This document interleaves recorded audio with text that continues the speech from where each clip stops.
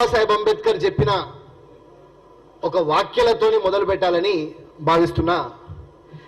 మతతత్వ పార్టీలతోని కానీ మతతత్వ సంస్థలతోని కానీ ఏనాడు పని చేయబోను అని స్వయంగా బాబాసాహెబ్ అంబేద్కర్ చెప్పిన ఒక మాటను నేను కొంతమందికి గుర్తు చేయాల్సిన అవసరం ఈరోజు కలిగింది. ప్రకాశం జిల్లా ఈదుమూడి విలేజ్లో మొదలైన రిజర్వేషన్ల ఉద్యమము 3 దశాబ్దాలుగా మందకృష్ణ మాదిగ గారు తన నేతృత్వంలో బలంగా ముందరికి తీసుకెళ్ళి అందులో ఎటువంటి అనుమానం లేదు. కానీ ఇందులో కొన్ని రాజకీయ ప్రయోజనాలు వ్యక్తిగత ప్రయోజనాలకు ఏర్పడి కొన్ని విధాలుగా అడ్డదారులు దొక్కింది. అందులో కూడా ఎటువంటి అనుమానం లేదు. మరి ముఖ్యంగా మా రాష్ట్ర పిసిసి అధ్యక్షుడిగా రేవంత్ రెడ్డి గారు నియమితమైన తర్వాత మొట్టమొదటిగా తెలంగాణ రాష్ట్రంలో మొదలుపెట్టిన ఉద్యమము దళిత గిరిజన ఆత్మగౌరవ దండోరా పేరు మీద ఇంద్రవల్లిలో మొదలుపెట్టిన నగారా మొట్టమొదటిగా పిసిసి అధ్యక్షుడు అయిన తర్వాత దళిత గిరిజనులకు సంబంధించిన సమస్యలతోనే మొదలుపెట్టిన ప్రస్థానము ఈరోజు రేవంత్ రెడ్డి గారు ముఖ్యమంత్రిగా దళిత గిరిజనుల పట్ల ఆయన చూపించే ప్రేమ ఏ విధంగా అంటే, నేడు ఏదైతే ఎన్నికలలో హామీ ఇచ్చినామో మాదిగలకు అన్యాయం జరుగుతుంది, సామాజికంగా ఆర్థికంగా అన్ని విధాలని భావించిన రేవంత్ రెడ్డి గారు మాదిగల కోసమని, మాదిగ ఉపకులాల కోసమని మాదిగ కార్పొరేషన్ ఏర్పాటు చేసిన ఘనత కాంగ్రెస్ పార్టీ. దీని మీద ఎవరు హర్షం వ్యక్తం చేయరు. ప్రభుత్వం వచ్చి కేవలం 3 నెలలు అవుతుంది. ఏదో విధంగా ప్రభుత్వం పడగొట్టాలని చెప్పి గత పాలకులు, కేంద్రంలో ఉన్న పాలకులు నేడు కాంగ్రెస్ పార్టీ మీద పూర్తి స్థాయిగా ఏదో విధంగా రేవంత్ రెడ్డి గారి పరువు ప్రతిష్టలను దిగజార్చే విధంగా, ఏదో మాదిగలకు వ్యతిరేకం అనే విధంగా, దళితులకు వ్యతిరేకం అనే విధంగా ఈరోజు ప్రదర్శించే ప్రయత్నం చేస్తున్నారు. మరి నేను ఒక విషయం గుర్తు చేయదలుచుకున్నా. ఆనాడు మాదిగల ఉద్యమము, రిజర్వేషన్ పోరాట సమితి ఉద్యమము ఉవ్వెత్తున ఎగిసినప్పుడు ధర్మయుద్ధము అనే కార్యక్రమానికి వెన్నుదండుగా ఉండి ఆ కార్యక్రమానికి మద్దతు కలిగింది రేవంత్ రెడ్డి గారు కాదా? ఒక్కసారి ఆత్మవిమర్శ చేసుకోవాల్సిన అవసరం ఉంది మా పెద్దన్నలు అని చెప్పి కూడా ఈ ప్రెస్ మీట్ ద్వారా నేను చెప్పదలుచుకున్నాను. అదేవిధంగా నా పెద్ద ఫోన్ అదేవిధంగా మరి కాంగ్రెస్ పార్టీ మోసం చేసింది అని మరి మందకృష్ణ మాదిగ గారు పదే తరచూ మరి గత 4 నెలల నుంచి అసెంబ్లీ ఎన్నికల సమయంలో మీరు ఓటేయండి వర్గీకరణ తీసుకొస్తా, అసెంబ్లీలో ఓటేయండి వర్గీకరణ తీసుకొస్తా అని ఒక అంశం ముందర పెట్టిండు. మరి ఉషా మేరా కమిషన్ వేసింది ఎవరు? కాంగ్రెస్ పార్టీ కాదా? లోకూర్ కమిషన్ వేసింది ఎవరు? కాంగ్రెస్ పార్టీ కాదా? ఎస్, ఉషా మేరా కమిషన్ వేసిన తర్వాత ఆనాడు తెలంగాణ ఉద్యమం ఉవ్వెత్తున ఎగిసింది కాబట్టి 2014 దాకా ఉషా మేరా కమిషన్ ఇచ్చిన సూచనలు కాంగ్రెస్ పార్టీ చేయలేకపోయింది. కానీ 2014లో మేనిఫెస్టోలో పూర్తి స్థాయిగా వర్గీకరణ చేస్తామని చెప్పినాము, మేము ప్రభుత్వంలో రాలేదు. కానీ నేటి ప్రధానమంత్రి మా మందకృష్ణ పెద్దన్న కడుపులో తలకాయ పెట్టి కన్నీళ్లు గార్చుకున్న పెద్దన్న 100 రోజుల్లో అధికారంలోకి వస్తే 100 రోజుల్లో వర్గీకరణ చేస్తా అని చెప్పిండు. ఈ మాట తెలంగాణ ప్రజలకు గుర్తుంది, మరి ముఖ్యంగా మాదిగ జాతికి గుర్తుంది, మా దళిత సమాజానికి పూర్తిగా గుర్తుంది. 100 రోజుల్లో వర్గీకరణ చేస్తా అని చెప్పింది మోదీ గారు కాదా? దీని మీద సమాధానం చెప్పాల్సిన అవసరం మాత్రం బేషరతుగా ఉంది. కేవలం అంటే ప్రెస్ మీట్ గమనిస్తుంటే చాలా జాగ్రత్తగా రేవంత్ రెడ్డి టికెట్లు, మాదిగలకు అన్యాయం, ఇవి మాత్రమే కనిపిస్తున్నాయి. ఇది జాతీయ పార్టీ. ఆనాడు అంటే బీజేపీ కూడా జాతీయ పార్టీ కదా అని మీరు అనవచ్చు. కానీ ఆనాడు అద్వానీ వాజ్పేయి ఎరా వేరే, మోదీ షా ఎరా వేరే. మోదీ షా ఎరాలో వీళ్ళు కూడా రాజుల లెక్క పరిపాలన చేస్తున్నారు ఈరోజు బీజేపీని. కానీ కాంగ్రెస్ పార్టీలో టికెట్ డిస్ట్రిబ్యూషన్ సిస్టంలో రేవంత్ రెడ్డి గారు కేవలం పిసిసి ప్రెసిడెంట్గానే ఉంటారు తప్ప దీనికి ఒక స్క్రీనింగ్ కమిటీ, ఎలక్షన్ కమిటీ ఉంటుంది. దానికి చైర్మన్ గా హర్షవర్ధన్ గారు అని చెప్పి ఒక మెంబర్ ఆఫ్ పార్లమెంట్ రాజస్థాన్ నుంచి, జిగ్నేష్ మేవాని గారు 2 సార్లు ఎమ్మెల్యే, మాదిగ సామాజిక వర్గానికి చెందిన ఎమ్మెల్యే, గుజరాత్ నుంచి, విశ్వజిత్ కదం గారు ఎమ్మెల్యే మహారాష్ట్ర నుంచి, ఈ ముగ్గురుతోని సభ్యులతోని కమిటీ ఏర్పాటు చేయడం జరిగింది. ఆ కమిటీ సూచనల ప్రకారం మరి కడియం శ్రీహరి గారి కూతురికి ఈరోజు టికెట్ అనేది ముందటికి వచ్చింది. ఏబిసిడి వర్గీకరణ దేని విషయంలో అడిగేది మనం? మాదిగా మాల కులాలు ఎక్కువ జనాభాలో ఉన్న వీళ్ళు ఎక్కువ ఫ్రూట్స్ తీసుకుంటున్నారు, కింద ఉన్న ఉప కులాలు వారికి ఎటువంటి ఫ్రూట్స్ అందట్లేదు, వాళ్ళకి ఎటువంటి ఉద్యోగాలు రావట్లేదు, అన్ని కులాలు ఉప కులాలకు సమానంగా ఏబిసిడిగా వర్గీకరించి అందరికీ ఉద్యోగ, విద్య, రాజకీయ అవకాశాలు రావాలని కదా మీ వర్గీకరణ ఉద్యమం. మరి ఈరోజు ఒక ఉపకులంలో ఉన్న మాదిగ ఉపకులంలో ఉన్న ఒకరికి టికెట్ ఇచ్చేసరికి మాదిగలకు టికెట్ ఇవ్వాలని అడుగుతున్నారు. మాదిగ ఉపకులంలో ఉన్న వాళ్ళు మాదిగలుగా ఈరోజు టికెట్ ఇస్తే వాటి మీద కూడా మీరు విమర్శ చేస్తారు. సరే, ఆ విమర్శలకు కూడా సమస్య లేదు. మల్లు రవి గారు నాగర్ కర్నూలులో టికెట్ ఇచ్చారు. నాగర్ కర్నూలు నుంచి మల్లు రవి గారు ఈరోజు కాదు కదా, గతంలో కూడా మెంబర్ ఆఫ్ పార్లమెంట్గా చేసిండు, సీనియారిటీ ఉంది, పార్లమెంట్ టికెట్లలో మెరిట్ కూడా చూస్తారు. మరి ఆ విధంగానే అనుకుంటే, అదే విధంగానే అనుకుంటే మరి అదే మల్లు రవి గారి సతీమణి గారు మాదిగ సామాజిక వర్గానికి చెందిన వాళ్ళే కదా, స్వాగతం ఎందుకు పలకరు? మాదిగ కార్పొరేషన్ చేస్తే మీరు స్వాగతం పలకరు, మాదిగ ఉపకులాలకు టికెట్ ఇస్తే మీరు స్వాగతం పలకరు. కేవలం టార్గెట్ రేవంత్ రెడ్డి ఉండాలి, రేవంత్ రెడ్డి గారి మీదనే మాట్లాడాలి. ఎందుకు? ప్రజాపాలన ద్వారా నేడు ఎవరన్నా ఎక్కువ లబ్ధి చెందుతున్నారు అని అంటే కేవలం దళిత సామాజిక వర్గం. ఎట్లా దాన్ని చర్చ పెట్టండి.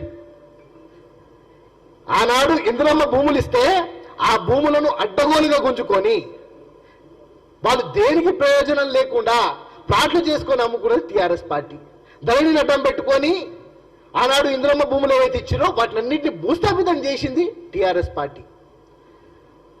ఇప్పుడు రేవంత్ రెడ్డి గారిని తిట్టేసరికి కేటీఆర్ వచ్చి మందకృష్ణ మాదిగని పోవడం మొదలుపెట్టాడు. మందకృష్ణ మాదిగ పోయి బీజేపీని సపోర్ట్ చేస్తాడు. అంటే మందకృష్ణ మాదిగ గారు అంటే మాకు గౌరవం, పెద్దన్న, నేను ఇప్పటికీ చెప్తున్నా, చిన్న తమ్ముడు లెక్క. మీరు 30 సంవత్సరాల నుంచి ఉద్యమం నడిపిర్రు. కర్ణాటకలో వేరు, కర్ణాటకలో పోయి మీరు బీజేపీకి మద్దతు పలికిరు. కర్ణాటకలో అడ్డగోరు ఓడిపోయింది. కర్ణాటక మాదిగలు తెలివి గల్లోళ్ళు వాళ్ళు అక్కడ ఓడగొట్టారు బీజేపీని. తెలంగాణకు వచ్చిర్రు, తెలంగాణలో బీజేపీకి మద్దతు పలికిరు. తెలంగాణ మాదిగలు ఇంకా అత్యంత శక్తివంతులు. 70 లక్షలు ఉన్న మాదిగలు మీరు ఓటు అడిగితే బీజేపీకి ఏమని మొత్తం రాష్ట్రంలో 32 లక్షల ఓట్లు వచ్చినాయి బీజేపీకి. మొత్తం ఆల్ కాన్స్టిట్యున్సీస్ కలిపి 32 లక్షల ఓట్లు వచ్చినాయి బీజేపీకి. అంటే 70 లక్షల మాదిగలు ఉంటే, మీరు ఇచ్చిన పిలుపు మేరకు మీరంటే నమ్మకం ఉంటే, మీ ఉద్యమం మీద గౌరవం ఉంటే, నిజంగా ఉంటే, మాదిగలు మీతో ఉన్నారని మీరు భావిస్తే 70 లక్షల మంది మాదిగలల్లా పూర్తిగా రాష్ట్రంలో 32 లక్షల ఓట్లు బీజేపీకి వచ్చినాయి. మళ్ళీ ఈరోజు కొత్త డ్రామా మొదలుపెట్టిరు. కేవలం బీజేపీ కోసమని, బీజేపీ మెప్పు పొందడానికి కోసమని, బీజేపీ కోసం అని చెప్పి ఈరోజు మళ్ళీ మీరు కొత్త డ్రామా రేవంత్ రెడ్డి గారి మీద ఫైర్ అవుతారు. మీ మిత్రుడు ఉండొచ్చు కిషన్ రెడ్డి గారు, రెడ్డి సామాజిక వర్గం మీద ఏడ్చే మీరు, మీ మిత్రుడు కిషన్ రెడ్డి మాత్రం మీకు చాలా దగ్గర ఆప్తమిత్రుడు.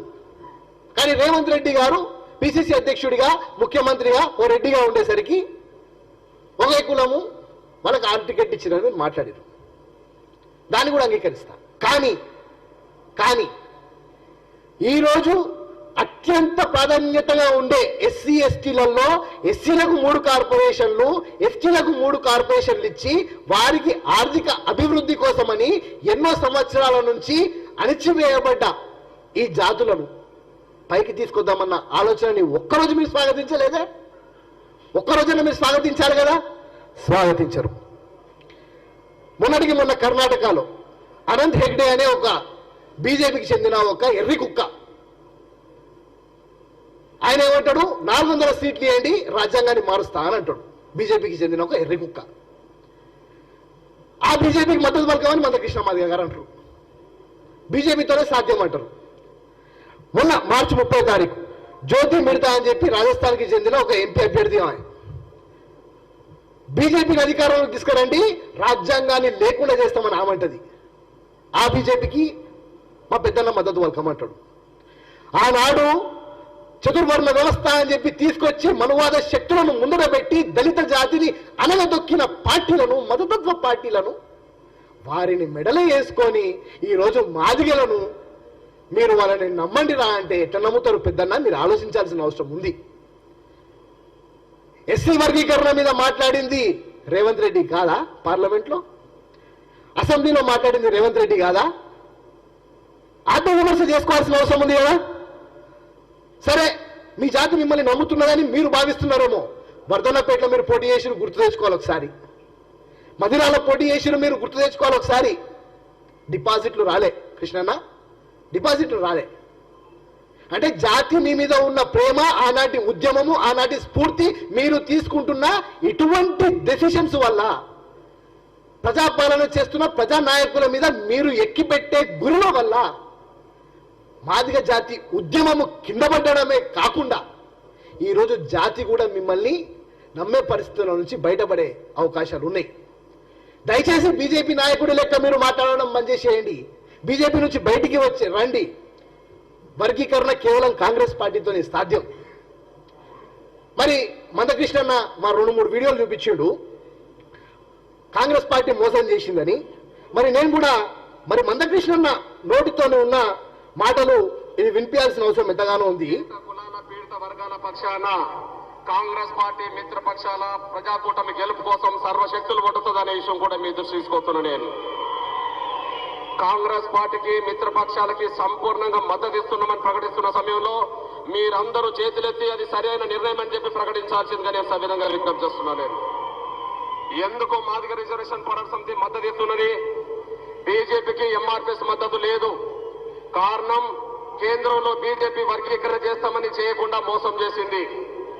ఇక్కడ టీఆర్ఎస్ కు మాదిగ రిజర్వేషన్ అంటే బీజేపీ మోసం చేసిందని మందకృష్ణ మాదిగ గారు స్వయంగా బహిరంగ సభలలో చెప్పిన మాట ఇది వాస్తవం కాదా అని చెప్పి నేను ఒకసారి ఎంఆర్పీఎస్ శ్రేణులను కూడా ఆత్మవిమర్శ చేసుకోవాలి. మందకృష్ణ మాదిగ గారు మాట్లాడేది ఏంటి, వారు ఏ విధంగా మాదిగ జాతిని అడ్డం పెట్టుకొని ఈరోజు రేవంత్ రెడ్డి గారి మీద గురిపెట్టి మాట్లాడుతున్నారో దీన్ని కూడా ప్రజలు గమనించాల్సిన అవసరం ఉంది. ఏమన్నాడు? బీజేపీ మోసం చేస్తుంది బిల్లు పెట్టకుండా అన్నాడు. మరి పరేడ్ గ్రౌండ్లో అంత పెద్ద మీటింగ్ జరిగింది. యావత్ రాష్ట్రంలో ఉన్న మాదిగ జాతి అంతా పూర్తి స్థాయిగా ఒక్కసారి ఆ పరేడ్ గ్రౌండ్ మీద కన్ను పెట్టి చూసింది. మేమేమనుకున్నాం, ఢిల్లీకి పోగానే మరి ఉషా మెహ్రా కమిషన్ ఇచ్చింది కదా రిపోర్టు, ఆ రిపోర్టు ద్వారా వెంటనే వర్గీకరణ బిల్లు ఏ విధంగా అయితే ఈడబ్ల్యూఎస్ బిల్లు పెట్టిన 45 గంటల లోపల ఈడబ్ల్యూఎస్ బిల్లు పాస్ అయిపోయింది. అగ్రవర్ణాలకు రిజర్వేషన్ 48 గంటలలో పాస్ అయింది. అదే విధంగా మందకృష్ణ మాదిగా ఇచ్చిన ఆ సభ, ఆ స్టంటు, ఆ ఏడుపు, ఆ పొట్టలో తలబెట్టుడు, ఇదంతా చూస్తే మేమందరం అనుకున్నాం, అరే జాతి బాగుపడ్డది రాబోయ్, ఏమైతే ముందు 30 సంవత్సరాల కళ పార్లమెంట్లో బిల్లు పెడతారు అనుకున్నాం. ఏమైంది? కొండంతోని మళ్ళీ ఎలకను పట్టినట్టు మళ్ళా కమిటీ, సుప్రీంకోర్టు, జడ్జిలు, నియామకాలు కథం. 10 సంవత్సరాల నుంచి చేయని మోడీ గారు మరి ప్రే చేస్తారంట. అదే మందకృష్ణ మాదిగ గారు ఆనాడు మా రాహుల్ గాంధీ గారు జంతర్ మంతర్లో వచ్చినప్పుడు మోదీ దళిత వ్యతిరేకి అని చెప్పి ఒక 4 సంవత్సరాల క్రితం స్వయంగా ప్రకటించాడు మోదీ దళిత వ్యతిరేకి అని. మరి ఎన్నికలు ఇంకొక 2 నెలలు ఉన్నాయి అన్న సమయంలో మరి ఎందుకు మోదీ గారు పెద్దన్నయ్యిండ్రు అనేది కూడా ఆలోచించాల్సిన అవసరం ఉంది. దీన్ని అంత గమనిస్తూ చాలా క్లియర్గా మాదిగలకు కాంగ్రెస్ పార్టీ అండగా ఉంటుంది. వర్గీకరణ కేవలం కాంగ్రెస్ పార్టీతోనే సాధ్యం. మరొకసారి పునరాలోచించాల్సిన అవసరం ఉంది మాదిగ జాతి మొత్తం పూర్తి స్థాయిగా. దయచేసి ఏదైతే రెచ్చగొట్టే ప్రయత్నం చేస్తున్నారో ఈ రెచ్చగొట్టే ప్రయత్నాలన్నిటి కూడా తిప్పికొట్టే విధంగా తెలంగాణ రాష్ట్ర ఎస్సీ విభాగం అధ్యక్షుడిగా నా పూర్తి స్థాయిగా 33 జిల్లా అధ్యక్షులకు, మండల కాంగ్రెస్ అధ్యక్షులకు పిలుపునిస్తున్నా. ఈ కుట్రను తిప్పికొట్టే విధంగా జిల్లా హెడ్ క్వార్టర్లలో వెంటనే ప్రెస్ మీట్లు పెట్టండి. మండల హెడ్ క్వార్టర్లలో మండల అధ్యక్షులు ప్రెస్ మీట్లు పెట్టాల్సిందిగా ఎస్సీ విభాగం చైర్మన్ గా నేను నా జిల్లా అధ్యక్షులకు, మండల అధ్యక్షులకు అందరికీ పిలుపునిస్తున్నా. వీళ్ళు 10 రోజులు ఉద్యమం అన్నారు కదా, ఒక్కరోజు మా ప్రెస్ మీట్లు చాలు ప్రజలకు తెలపడానికి ఏ విధంగా వీళ్ళు ద్రోహం చేస్తున్నారు అనేది. ఇది కేవలం మందకృష్ణ మాదిగ గారు, కేటీఆర్ గారు, కిషన్ రెడ్డి గారు కలిసి ఆడుతున్న డ్రామా. కాంగ్రెస్ పార్టీకి వచ్చే ప్రజాదరణ చూసి నేడు కాంగ్రెస్ పార్టీలో ఈ మాల మాదిగ చిచ్చు రేపి రాష్ట్రంలో కాంగ్రెస్ పార్టీని ఓడగొట్టే ప్రయత్నం చేద్దామని అనుకుంటున్నారు. కానీ రాసి పెట్టుకోండి, 14వ తారీఖు మనకు జూన్ 6వ తారీఖు నాడు మాజీ ప్రధానమంత్రిగా నరేంద్ర మోదీ గారు ఉండడం ఖాయం. దాని తర్వాత కాంగ్రెస్ పార్టీ అధికారంలోకి రావడం ఖాయం. మరొక ఇంపార్టెంట్ విషయం ఒకటి చెప్పాలి. ఏమనంటే మల్లికార్జున్ ఖర్గే గారు, కొప్పుల రాజు గారు వీళ్ళంతా మాలను, వీళ్ళంతా మాదిగలను అంచివేస్తున్నారు కాంగ్రెస్ పార్టీలో కూడా అని చెప్పి మందకృష్ణ మాదిగ గారికి సూటిగా ఈ విషయం చెప్పదలుచుకున్నా. కర్ణాటక ప్రదేశ్ కాంగ్రెస్ పార్టీ అధ్యక్షుడిగా 10 సార్ల పోటీ చేస్తే 9 సార్ల ఎమ్మెల్యేగా గెలిచిన ఏకైక దళితుడు దేశంలో. కాంగ్రెస్ పార్టీకి ఎవరో దయాదాక్షిణ్యాల వల్ల ఆయన ఈరోజు ఏఐసిసి అధ్యక్షుడు కాలే. దేశవ్యాప్తంగా ఉన్న ఏఐసిసి సభ్యులు 9,384 మంది ఓటేస్తే అందులో 7,897 మంది మల్లికార్జున్ ఖర్గే గారు ఒక నాయకుడిగా ఆయనను చూసి, ఒక దళిత నాయకుడిగా కాదు ఒక నాయకుడిగా చూసి, ఆయన రాజకీయ ప్రస్థానం చూసి ఆయనను ఎన్నుకున్నారు. ఈరోజు గర్వపడాలి. మాలనా, మాదిగనా, రెల్లినా, డక్కలా, బుడగజంగమ్మ ఇది చూడాల్సిన అవసరం లేదు. ఈడ మన దళితుడు ఫస్ట్ ఎదిగిండు, ఆ స్థాయికి వెళ్ళిండు. ఆయన మాల ఉన్నాడు కాబట్టి ఈ విధంగా జరుగుతుంది. కొప్పుల రాజు గారు రాహుల్ గాంధీ గారి దగ్గర సలహాదారుడు ఉన్నాడు కాబట్టి ఇది జరుగుతుంది. కొప్పుల రాజు గారి గురించి కూడా కృష్ణన్న మీరు కూడా తెలుసుకోవాలి. మీకు తెలుస్తూ మరొకసారి ఆత్మ పరిశీలన చేసుకోవాలి. 1981లో ఐఏఎస్ ఆఫీసర్గా ఆయన సారా ఉద్యమాన్ని అంచివేసిన నాయకుడిగా మహిళా పొదుపు సంఘాలను పెట్టిండు, సెల్పు పెట్టిండు. ఈరోజు నరేగా ఉంది అంటే ఆ చట్టం తీసుకొచ్చింది కొప్పుల రాజు గారు. నేషనల్ అడ్వైజరీ కౌన్సిల్లో మెంబర్గా మన్మోహన్ సింగ్ గారు ప్రధానమంత్రిగా ఉంటే దానికి మెంబర్గా ఐఏఎస్ పదవికి రాజీనామా చేసి దళితులందరూ పైకి రావాలని చెప్పి కొప్పుల రాజు గారు కూడా నేడు రాజకీయంగా అంత ఎదిగి ఈరోజు రాహుల్ గాంధీ గారికే సూచనలు ఇస్తున్నారు. వారిని కూడా మీరు మాదిగగా మీరు వర్ణించడము చాలా బాధ కలుగుతుంది. ఏదేమున్నా కాంగ్రెస్ పార్టీ తప్పకుండా మాదిగలకు మద్దతుగా ఉంటుంది. దయచేసి నేను విజ్ఞప్తి చేస్తున్నా, ఎంఆర్పిఎస్ నాయకులు, పూర్తి స్థాయిగా నా ఆత్మబంధువులు, నా కుటుంబ సభ్యులు, దయచేసి రెచ్చగొడితే రెచ్చిపోకండి, ఆలోచించండి. రాబోయే తరం మనది. మాదిగ కార్పొరేషన్ కూడా ఏర్పడ్డది. మాదిగ కార్పొరేషన్ ద్వారా ఏ ఆర్థిక ఎదుగుదల అయితే ఏబిసిడి కేటగిరీలలో ఏ ప్రాతినిధ్యం అయితే ఏ విధంగా అయితే ఆర్థికంగా ఎదగాలో వారందరికీ అవకాశాలు వచ్చే విధంగా ఉంటాయి. వర్గీకరణ ఎట్టి పరిస్థితులలో కాంగ్రెస్ పార్టీతోనే సాధ్యమవుతుంది. 10 సంవత్సరాలలో గుర్తు రానిది 100 రోజుల్లో చేస్తా అన్న ఈ దరిద్రులు ఇప్పుడు కేవలం ఇది రాజకీయాలకు వాడుకుంటున్నారు. దయచేసి ఇది గమనించాలని చెప్పి కూడా ఈ పత్రికా విలేకరుల సమావేశం ద్వారా తెలుపుతున్నా. Thank you.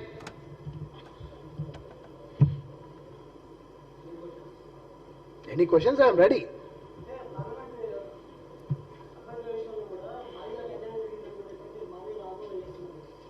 అన్నా ఇప్పుడు మాదిగలు ఆందోళన చేస్తున్నారంటే అందులో ఎటువంటి తప్పు లేదు. ఎస్, ఆందోళన చేస్తున్నారు. కానీ నేను అనేది కేవలం రాజకీయ ఎదుగుదల మాదిగల భవిష్యత్తు కాదు. మాదిగల భవిష్యత్తు ఆర్థిక, సామాజిక, రాజకీయ అన్ని రంగాలలో ముడిపడి ఉండే విధంగా ముందటికి వెళ్ళాలి. పార్లమెంట్ ఎన్నికలు ఉన్నాయని మేము మాదిగ కార్పొరేషన్ ఇస్తామని చెప్పలేదు.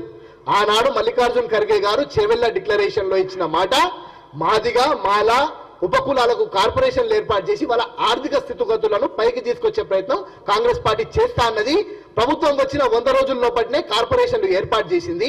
టికెట్ల విషయం వచ్చేసరికి నాగర్ కర్నూలు అభ్యర్థి మెరిట్ బేస్ లో ఆల్రెడీ అక్కడ ఎంపీగా పనిచేసినాడు. వరంగల్లో అక్కడ కడియం శ్రీహరి గారు ఏదైతే ఆనాడు ప్రభుత్వంలో ఉండి నా గొంతెత్తి మాట్లాడలేకపోయినా, నా ప్రజలకు నేను సేవ చేసుకోలేకపోయినా నాకు అవకాశం కల్పించండి అని చెప్పి వాళ్ళ డాక్టర్ని తీసుకొచ్చినారు. వారు మాదిగకు చెందిన ఉపకులానికి సంబంధించిన మా నాయకులే.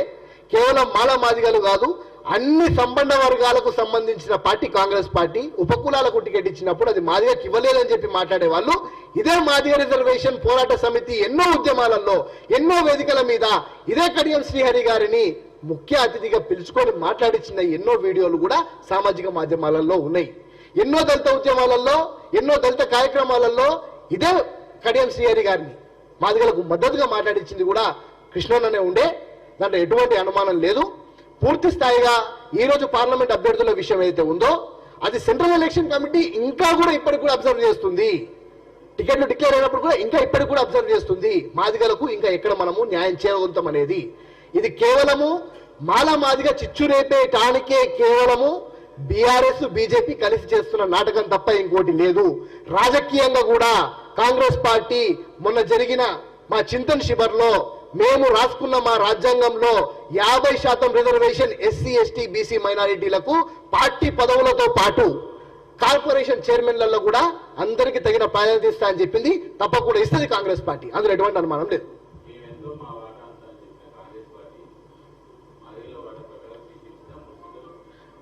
అలా 10 సంవత్సరాలున్న టీఆర్ఎస్ పార్టీని ఎవరు అడగలే. మా వాటా మేమింత అనేది కేవలం 3 నెలల ప్రభుత్వంలో ప్రజాపాలనలో ముందటికెళ్తున్నందుకు మా మీద ఎత్తుపెట్టి చూపించే ప్రయత్నం చేస్తుంది. ఇంకా మాకు ముందట చాలా అవకాశాలు ఉన్నాయి. జెడ్పీ చైర్మన్లు ఉన్నాయి, కింద చూసుకుంటే ఇంకా కార్పొరేషన్ చైర్మన్లు ఉన్నాయి. 3 కార్పొరేషన్లు చేసినా 3 దంతులు అవుతారు. దాని తర్వాత కూడా ఇంకా ఎన్నో అవకాశాలు ఉన్నాయి. లిడ్ క్యాప్ ని పునరుద్ధరిస్తున్నాము. లిడ్ క్యాప్ లో కూడా పూర్తి స్థాయిగా మాదిగకే ఆ లిడ్ క్యాప్ లో లెదర్ ఇండస్ట్రీస్ డెవలప్మెంట్ కార్పొరేషన్ లో ప్రాతినిధ్యం ఇచ్చే విధంగా మాట్లాడుతున్నాము. దళితులకు ఏదైతే ఆనాడు దళిత బంధు వీళ్ళు దగా చేసిర్రో ఆ దగా చేసిన దాన్ని కూడా అంబేద్కర్ అభయాస్తం పేరు మీద మేము మినీ లెదర్ పార్కులు, మేజర్ లెదర్ పార్కులు కాంగ్రెస్ పార్టీ తరఫున ఏర్పాటు చేసే ప్రయత్నం చేస్తున్నాము. మా వాటా అనేది ఈ రాజకీయంలో ఉన్న ఈ బడ్జెట్ లో మా వాటా ఎంత రావాలో ఎస్సీ ఎస్టీ సబ్ ప్లాన్ ద్వారా వస్తుంది. అది కూడా తెచ్చింది కాంగ్రెస్ పార్టీనే. దాని ద్వారా ఆర్థికంగా పైకి తీసుకొస్తాం. ఎంపీ సీట్లలో ఉన్న 3 రిజర్వ్ నియోజకవర్గాలలో మల్లు రవి గారు ఆయన సీనియర్ నాయకుడు. ఇక్కడ మేము మెరిట్ బేస్ లో చూస్తున్నాం తప్ప మాలనా మాదిగనా లేకపోతే ఉపకులాల అనేది మేము చూడలేదు. ఎస్, ఇక్కడ అన్యాయం జరిగిందన్నమాట. కాంగ్రెస్ పార్టీలో ఉన్న మా దళితులలో కూడా ఈ వ్యతిరేకత ఉంది కాబట్టి అది అధిష్టానం దృష్టికి తీసుకుపోయినాం. తప్పకుండా దాని మీద చర్చ జరుగుతుంది. ఇది మా జాతీయ పార్టీ, మాకు ఎలక్షన్ కమిటీ ఉంది, దానికి మేము లేఖలు రాసినాము. దాని మీద ఏమైనా చేంజెస్ అవుతాయా ఏమన్నా అవుతుందా అనేది పార్టీ చూసుకుంటుంది. కానీ మా పార్టీలో జరిగే దాని మీద అందరూ కామెంట్లు చేసుకుంటూ ఈ రోజు మా మీద ఎక్కువ పెడుతున్నారు. మరి ఒక్క మాదిగ మంత్రి లేనప్పుడు, ఒక్క మాదిగకి చెందిన వాళ్ళు ఎవరు లేనప్పుడు ఆనాడు ఆ 10 సంవత్సరాలు వాళ్ళని ఎవరిని అడగలే. ఒక్క సంవత్సరం మా బంగారు లక్ష్మణ్ గారు పాపం బీజేపీకి అధ్యక్షుడు ఉండే, ఆయన మీద మొత్తం కరప్షన్ ఛార్జెస్ పెట్టి తీసుకెళ్లి ఇంట్లో కూర్చోబెట్టారు. ఆనాడు అటువంటి పార్టీలకు సపోర్ట్ చేయడానికి మా పార్టీ మీద ఎక్కువ పెడుతున్నారు. మా పార్టీలో మాదిగలకు ఎక్కడ స్థానం ఉండాలో తప్పకుండా అక్కడ స్థానం ఉండే విధంగా రేవంత్ రెడ్డి గారు చూసుకుంటారు. అందులో ఎటువంటి అనుమానం ఒక మాదిగగా నాకు లేదు. తప్పకుండా మాదిగలు ఎంపీ సీట్లలో ఎక్కడన్నా తక్కువ జరుగుతుంది అనుకున్నప్పుడు ఇంకెక్కడన్నా కూడా వాళ్ళని అడ్జస్ట్ చేసే ప్రయత్నం కూడా చేస్తారు తప్ప ఎవరిని వదిలిపెట్టే ప్రసక్తి కాంగ్రెస్ పార్టీలో ఉండదు.